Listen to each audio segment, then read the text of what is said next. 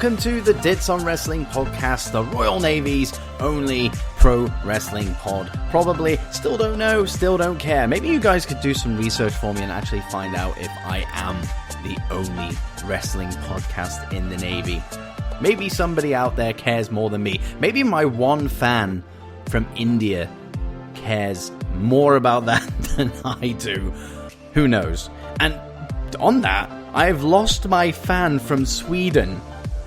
I am devastated, but in losing my fan from Sweden, I have gained one fan from India. So, whoever you are from India, welcome to the show.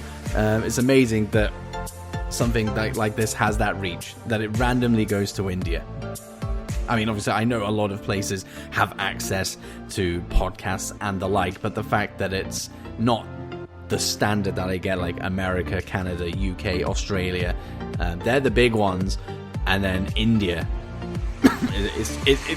it's crazy. And the spread that this thing has, like, I mean, Sweden, now India. I wonder where this could go. Who knows?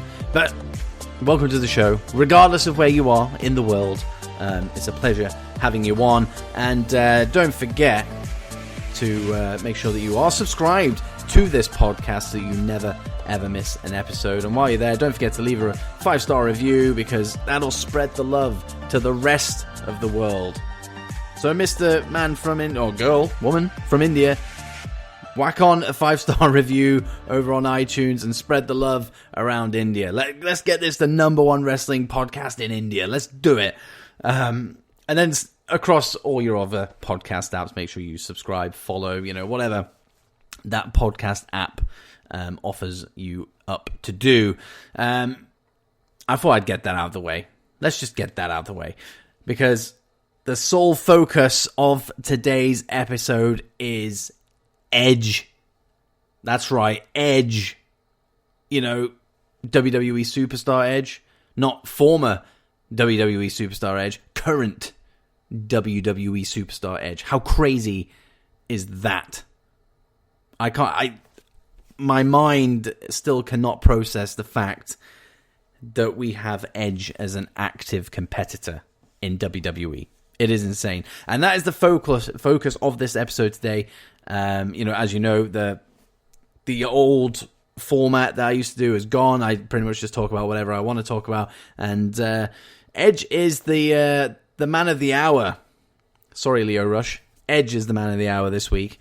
So we're going to talk about Edge, but first I just want to, I just want to briefly talk about the Royal Rumble, because I was going to do a Royal Rumble review over on Dits on YouTube. Make sure you subscribe to that as well. I was going to do a review there and didn't end up following through with it. So I did no coverage on the Royal Rumble at all, apart from, what I was tweeting out on the old Twitter machine. But I just wanted to talk about two things. Of course, Edge is a big part of that, but that'll be a nice little segue into that. I just want to talk about two things. First, Daniel Bryan versus Bray Wyatt. Amazing match. And it absolutely overshadowed by the Rumble matches. And usually that's the case. There's nothing to be surprised at, because the Rumble matches are what people watch the Royal Rumble for. Everything else is kind of a sideshow. It shouldn't really be that way. Everything on the card should be really, really good. But the Rumble, is an exciting time for a wrestling fan. And, as I go through this episode, you'll know exactly where I'm coming from. And chances are you felt the feels too during the Rumble this year. The Women's Rumble was okay. Bianca Belair was phenomenal in that Rumble. I mean, what a way to make a statement. She is on another level. Like, she could just walk onto the main roster and just fit in perfectly. I don't want her to, but she could if the opportunity arose for her. But let's fingers crossed that she stays down in NXT. But the Daniel Bryan, and I don't know why I even mentioned the Women's Royal Rumble there. I just thought I'd throw that one out there. But the Daniel Bryan and Bray Wyatt match was fantastic. An absolute sideshow of the Rumble matches, sure, but it was great. And it exceeded expectations because I saw strap match and I was like, it's not gonna do anything for me. This I genuinely can't remember a good strap match. I think Eddie Guerrero and JBL had a strap match once, and I think I only liked it because I was a naive kid and I didn't know any better. I think if I went on the network and rewatched it, I probably wouldn't enjoy it. In fact, that's something I might actually do. I might go back and check that out and just kind of see how it compares. But it was great. Like, Daniel Bryan did a lot more than he did back at... Oh, when did they face off? Before TLC? Did they have a match at TLC? I'm going to go with that. I'm going to say they faced off against each other at TLC. I might be wrong. Somebody throw that out there if I am. Could have been Survivor Series. Could have been that long ago. Ooh. I don't even know. But regardless, Daniel Bryan looked a lot better in this match than he did in that previous match. And that's a good thing.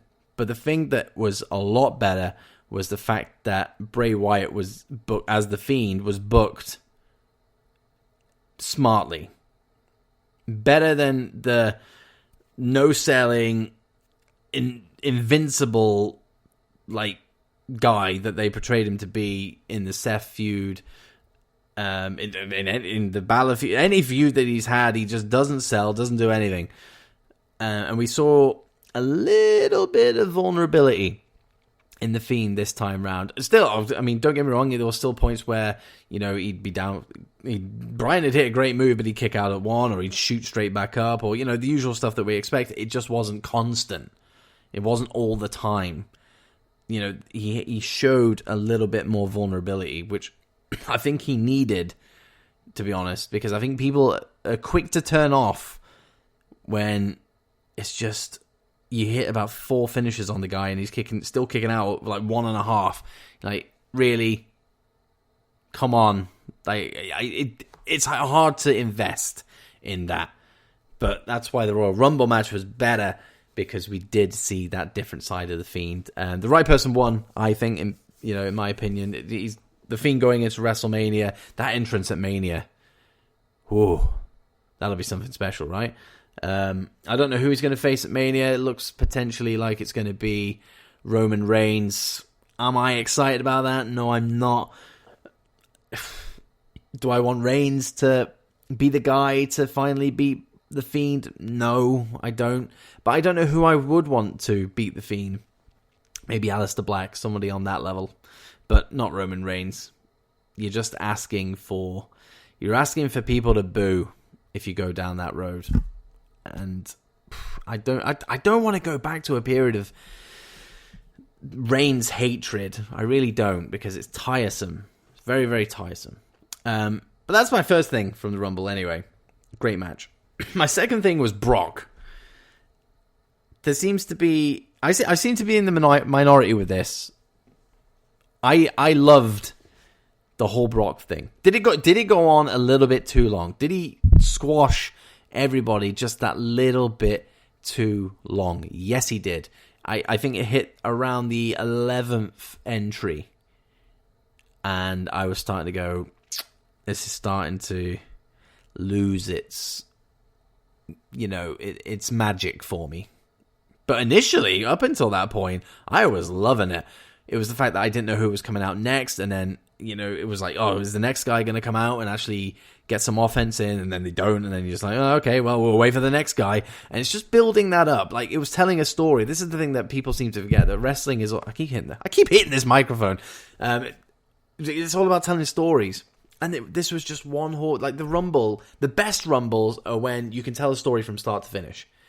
Brock was in at number 1, and he told a story right up until the halfway point. And because Drew was the one to eliminate him, that fed into the finish of that Rumble. So really, Brock fed into that story from the start of the Rumble match to the very end of the Rumble match. Perfect. That I can't complain. As the wrestling fan that I am, that works for me. I dig it. And then you had moments where Keith Lee came down and got some offense in. Keith Lee again coming off really, really well on the main roster. Braun getting in some offense as well. Both only eliminated because Keith and Braun were squaring off against each other. Though when Ray Kofi and Big E were getting some offense in. That was exciting because we've got, right, it's 3-on-1 here. You've got two guys who have been on, Lesnar's bad side in the last couple of months, and Big E as well, who's kind of been the collateral of it, as Kofi's tag team partner, best friend kind of thing. You're like, oh, maybe these guys are going to get him out. And it didn't happen. He just hoofed them over the top rope. And you're like, right, well, somebody's going to have to come out. And then Drew came out. Oh, like Drew was my guy to win. I've made no secret of that. Drew is my guy in WWE right now. And as soon as he came out, I was like, here we go. This is either going to make me incredibly happy. Like, if Brock eliminated Drew, I'd probably be saying something completely different right now, saying I didn't dig the Lesnar stuff, but the elimination, my God, it was something else. A Ricochet assist, but the Claymore over the top rope was amazing. Brock sold it so well. He's an underrated seller. Like, he stayed down for a good amount of time. Like, he sold the shit out of that Claymore, and Drew looked like an absolute star. Drew staring at Lesnar the entire time, and then for the brief moment got distracted by Miz, threw him over the top rope, and went back to staring out Lesnar. Like, Drew's a star. Drew is a star. I'm so glad they're finally giving him that push. Of course, he went on to win the Rumble, eliminated Roman Reigns. Oh, I'm so excited for this match at WrestleMania. I really do think that Lesnar's going to get invested into this. I really do. Like, just based on how he was at the Rumble, the night after on Raw, I think we're going to get something really, really good between these two, and fingers crossed that is the case. But Drew McIntyre wins the Royal Rumble. Brock, I love that stuff. Many people didn't, maybe many people thought, it was at the expense of so many people, wasted spots, but didn't bother me. I was happy. But I think the biggest talking point that was bigger than the winner of the Royal Rumble this year, and leads us into our focus for the episode, my perfect segue, Edge. Oh, wow. I just want to... I mean, the way I'm talking now is essentially my reaction to when he came out. Because for so many months, it's especially once we saw him spear Elias at Survivor Series on the pre-show, everyone's been like, the rumor's there that Edge is coming back at some point, whether it be, whenever or at the Rumble specifically. It doesn't matter. It was being rumored that he was coming back, and he was denying it every single time. Now, you deny it once, and this goes across the board for everybody. If a wrestler denies it once, you kind of go, nah, come on, like that's not true. You're gonna come back, aren't you? You're gonna come back. They deny it twice. You go, maybe he's actually telling the truth, but chances are he's not. He's just saving. He's just stringing us along. Of course, he's going to come back. You deny it a third time, fourth time, fifth time, sixth time, seventh time, eighth time, all the while quoting your medical history. It gets to a point where you go, yeah, Edge isn't coming back. It's time to accept it. Edge isn't coming back, and why would he? He has nothing to prove. His life is more important. He doesn't need to come back, and nor should he. As much as it would be great, he doesn't have to come back. So for me, and I'm sure a couple of other people, I say a couple, quite a lot of people, Edge coming back was a thing that we all wanted, was a thing that we know full well we would go crazy about if it happened, but also one that we accept that wouldn't happen. Like, at no point during that Rumble I was like, Edge is next. I know for a fact that Edge is coming out next. Not a chance. Not a chance. It was you think you know me, I was like, oh. And I tell you this, and I've spoken to a few people about this in the past, but when it comes to pops, like personal pops from me in wrestling, I only do about 4 or 5 a year, like genuine pops that actually make me jump out my seat, make me audibly, be excited about something. I can sit and just watch wrestling. Something huge could happen. I could just sit there and just carry on watching. In my head, I know it's huge, and I acknowledge that it's huge. But I can still just sit there and just go, yeah, that was good, but not react to it. I know a lot of fans who react to stuff, very passionately. And I'm passionate about wrestling, but I don't know. I'm quite a subdued person with stuff like that, and it's the same with like comedy as well. Something could be really, really funny, and I know it's really, really funny, and I think, yeah, that's really funny. Excuse me, but I don't laugh. It's all in my head. I'm laughing inside. I don't express it. So I only do maybe 4 or 5 pops a year. 2 of them were in this match, so maybe that's going to increase this year. Number 1 was, of course, Drew, Claymore, and Brock out of the ring. I popped so hard for that. And then number 2 was Edge. I jumped out of my seat. My head was in my hands. My son was actually with me. Bearing in mind, this is like 3:30 in the morning, but he wasn't well. He was very sick, and he was sat behind me, and I was literally looking at him, and I was like, mate, can you believe... Bearing in mind, he's 3. He's like, what the hell are you talking about, Dad? And I was like, can you believe this? This is amazing. He was like, yeah, this is so good. I was like, you don't know what you're saying, but this is awesome. He was like, yeah, awesome. I was like, I'm so glad I can share this moment with somebody. Like, it was insane. And just seeing his reaction to coming back, seeing his reaction to the crowd, how emotional he got when he got halfway down the ramp, did the pyro, took off his jacket, looking absolutely ripped, got in the ring, spears, which we missed, by the way, Kevin Dunn. We missed that first spear, you absolute cretin. Why would you cut away when you know full well that Edge is going to get in that ring and he's going to spear somebody? But no, let's just cut away to the crowd. No! Absolutely not. I want to see every spear. And we didn't see it. We saw it on social media afterwards, but that doesn't count, Kevin. Unbelievable. I'll believe it. Cannot believe he did that. Took away such a huge moment. But it doesn't matter because we saw plenty of spears in this match. And yeah, like just his reunion with Randy was a big one, and just seeing his interactions with all these superstars that obviously we've never seen, like Roman Reigns, Aleister Black, Seth Rollins, Drew McIntyre. Seeing all of that going on was surreal. Really surreal, because like I said, nobody expected him to be back, and now he's in the ring, he's doing all this stuff. He was taking bumps. It wasn't like they were like 100%, protecting him. Obviously, they always protect each other, but like, extra protection. I never got any hint of that whilst I was watching it. He was just treated as if he was any other active competitor signed within WWE. He didn't get any special treatment. And yeah, it was fun. It was fun. It was a really good nostalgia kick. And that nostalgia kick didn't actually last that long, because then it turned into Edge is back. Edge is actually back. So forget the past. Let's look to the future.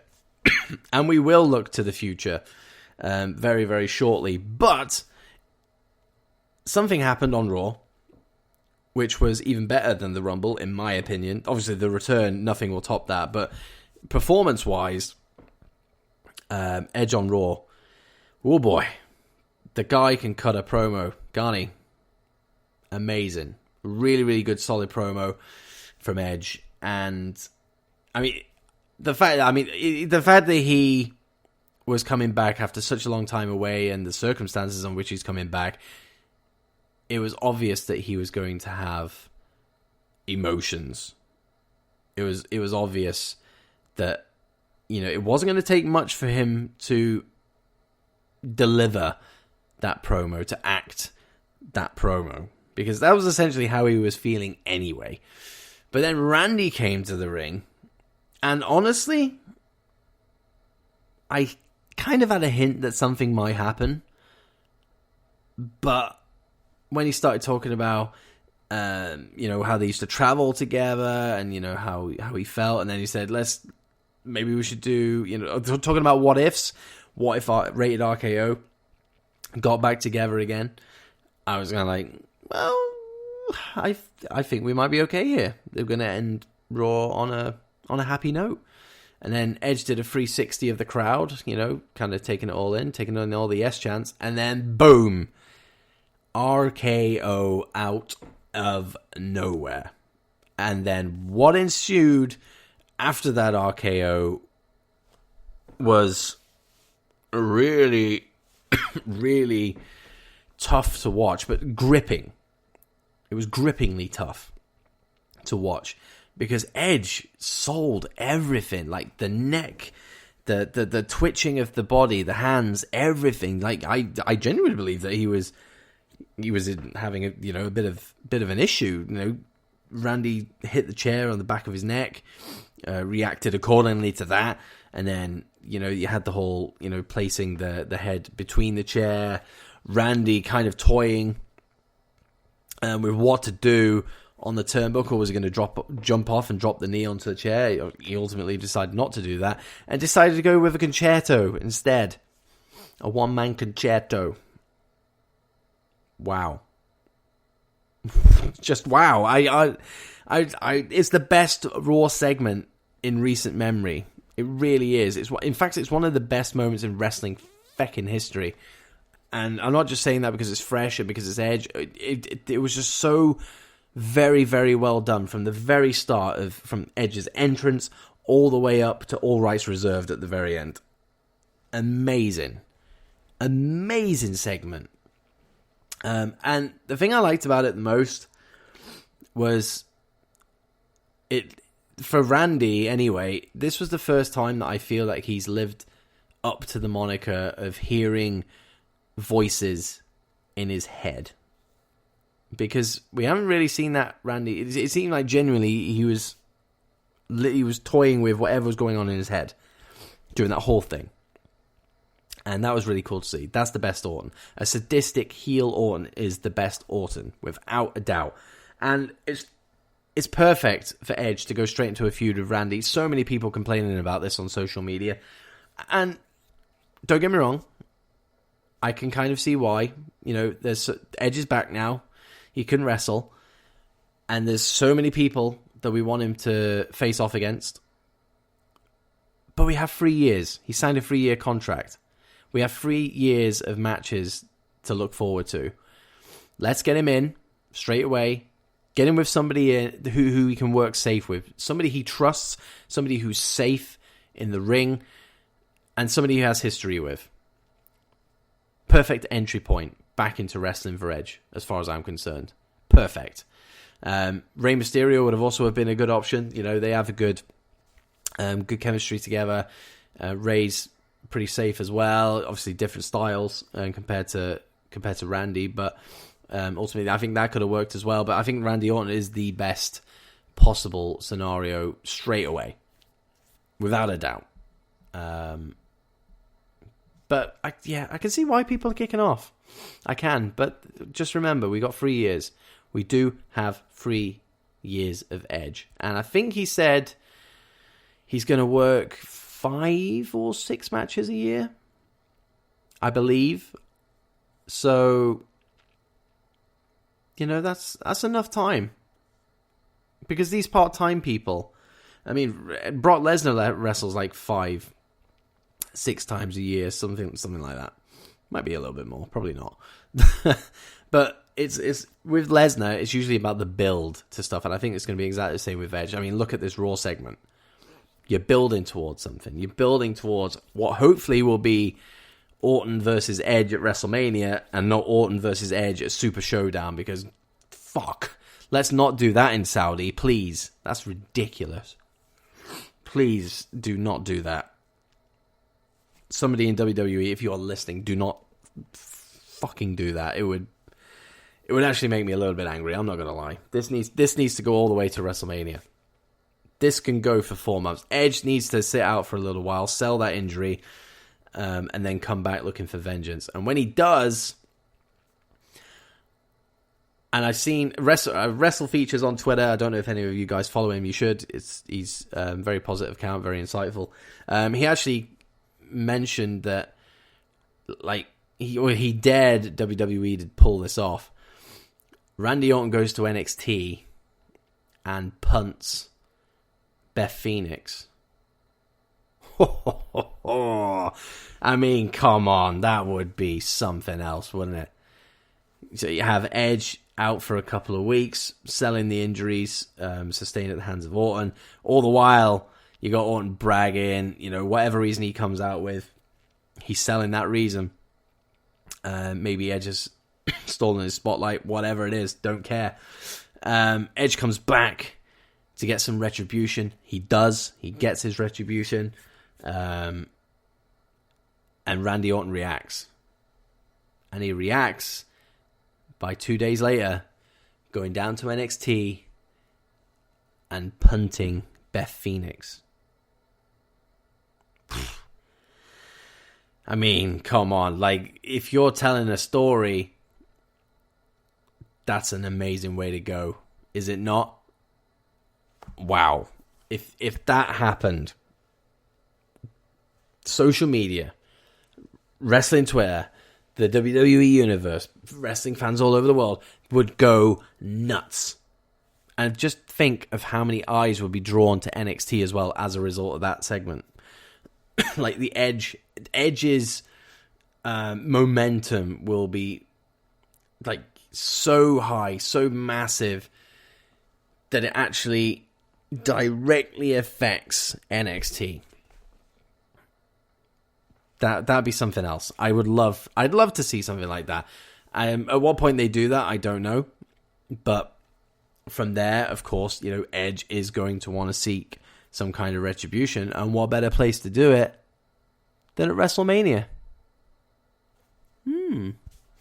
Because he could then say, well, I'm going to go home and take care of Beth, or, whatever, just to kind of space things out a little bit more. And then when it comes to like the 4 weeks to go, 3 weeks to go mark, get Edge back in, and then build up that feud going into WrestleMania more so than already has been built. I mean, what? I mean, now that I'm talking about it, I hope you guys are getting the same feel. I mean, wrestling is subjective. It doesn't have to be the case, but I'm hoping some of you are kind of like, whoa, this. If you were thinking that the Randy Orton feud was wrong, not the way to go, there was more exciting options. Fair enough. That's your opinion, and I can see exactly where you're coming from. I really can. But just thinking about all these little things that could happen, delving into the history of Edge and Orton, rated RKO, the times that Edge has betrayed Randy in the past, only for Randy to follow it up with a receipt this time round, and just taking it that little bit too far. And if Beth Phoenix gets involved, the brutality this thing could become, it's just pure blood, intense feud that we could get between these two guys. Like, just think about that going into WrestleMania. At WrestleMania, the match that we could have between these two, because we know when Randy's more or less the same as Brock. When Brock cares, his matches are awesome. When Randy cares and he's invested, he is amazing between those ropes. He really, really is. And because it's Edge, he will put the effort in. And Edge, obviously, having just come back, he's going to want to steal that show. And between the two of them, they are more than capable of doing it. So, I don't understand how you cannot be excited by Randy Orton and Edge, this feud. If it was just like a straight up, they're just going to feud, I could see where even I would go, not for me. But the fact that it kicked off, well, in fact, it kicked off at the Rumble when Edge eliminated Orton for a start. But the fact that it really kicked off, with this attack by Orton, that has really set things into motion. And I am so excited by, what's going to come out of this. I really, really am. I'm Like, it's one of my favorite things in wrestling right now, and it's one of everybody's favorite things in wrestling right now. Everybody's talking about Edge. Everybody is, fantasy booking Edge and talking about dream opponents and stuff like that. And I'm going to do the same. I did say I was going to, on Twitter when I put out the post for this episode, the hyping it up, I did say I would drop some matches that I'd love to see Edge in. And I'm going to start with Aleister Black. Because I don't know if anyone listened to the ENC Pod of Awesomeness. It was one of my favorite podcasts, if not my favorite podcast. So it's really, really funny. I was at the Edge and Christian are magic together. As you would expect, the amount of times that they've spent together. But I do remember Edge saying that he would love to work with Aleister Black, and I think their styles would mesh really, really well. We know that Edge can go to dark places. We know that through, the stuff that he's done in his career. And we obviously know what Aleister Black is capable of in the short time that at least the main roster have known him.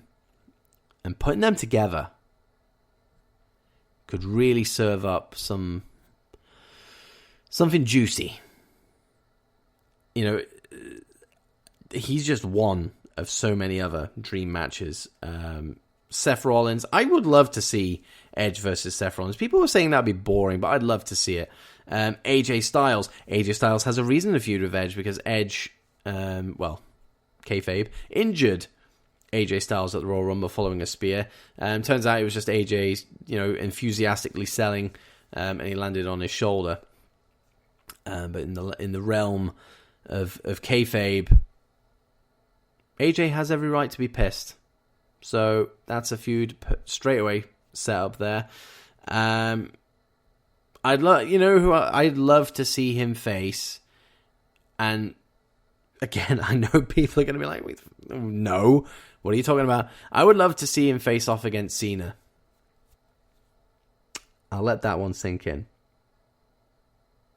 I know it's not on the top of anybody's list, really, in the grand scheme of things. It's not on the top of mine. But if he's got that 3-year period, like these, how many matches have Edge and Cena had together?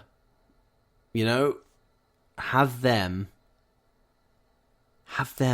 face off one last time, and actually mean it, one last time. Don't do a rock on us. Just have them face off one last time. It would be a great match. We know Big Match John. We know John Cena can go. We know Edge can go. We know John Cena can go at this stage of his career. He really could. And we don't really know about Edge at this point. We reserve judgment until we actually see him in a match again. But we know through experience of Edge's career, we know that Edge can go as well. So John Cena versus Edge, you're getting no complaints from me if that is something that happens. Edge versus Shane McMahon, everybody wants that. I'm joking. I'm actually only a little bit joking. I actually wouldn't mind seeing it, to be honest with you. Ricochet, I'd love to see him face off against Ricochet. I'd love to see him face off against Rey Mysterio again. Andrade, the updated modern day Rey Mysterio. Andrade, I'd love to see him face off against him.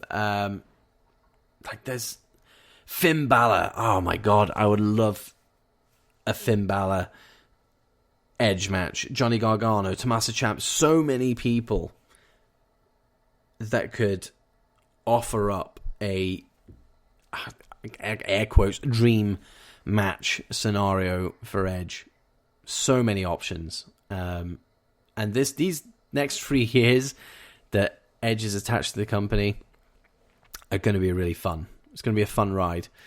At 46 years old, I don't know how far he's going to get, what he's going to be capable of, but if he's only wrestling 5 or 6 times a year, he's got plenty of time to train, get in shape, scratch off that ring rust, all that good stuff, and make sure he puts on good matches, which I'm absolutely sure that he will, because it's fucking Edge. Come on, it's Edge, and it's I mean, this obviously drops on a Sunday, so we are 1 week removed from the Royal Rumble, and I'm still, like, as I was talking about the entrance to the Rumble earlier on in the episode, like, I still get goosebumps thinking about it.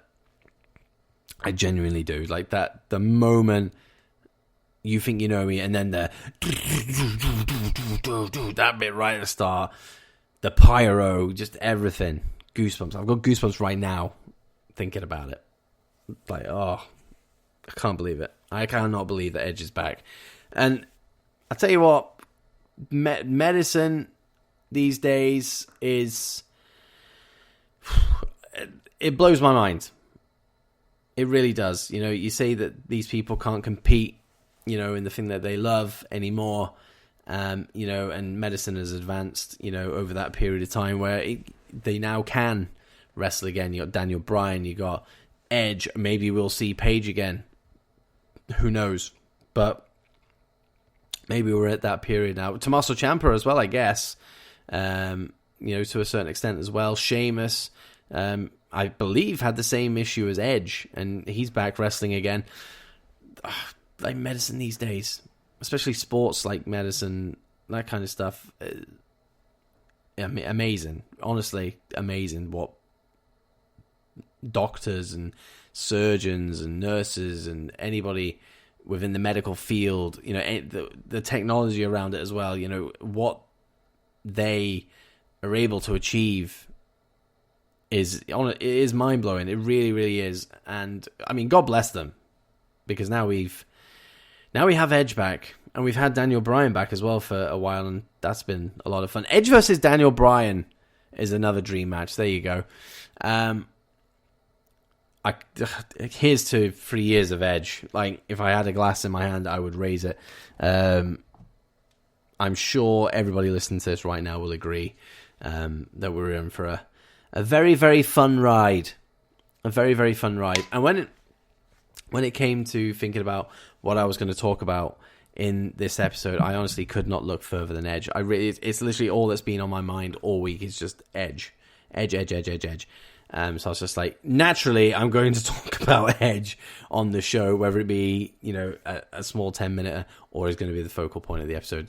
Turns out to be the latter, and I'm glad it's been the latter, because I could talk about Edge for hours. I'm not going to do that. I'm not going to do that to you. But oh my God, Edge is back. I'm going to shut up about it, because you're just going to be like, yeah, we get it. Edge is back. Come on, Dits. Just go home. Just wind this thing up. We need to go. We got places to go, people to see. Maybe we'll go watch some Edge matches on the network. Just shut up and just do the go home, do the plugs, whatever. But I will do that for you, because I'm nice. I'm nice like that. And I do actually have something to plug, and it's really exciting. It's literally something that popped into my mind a couple of days ago, probably about 4 or 5 days ago, and excuse me, I don't know why it did. I must have been watching something on TV for this to pop into my head, but I was thinking about it, how it would work, who I would have on. This is a whole new series, you know, under the DOWPOD umbrella, by the way, and I was kind of like, it could work.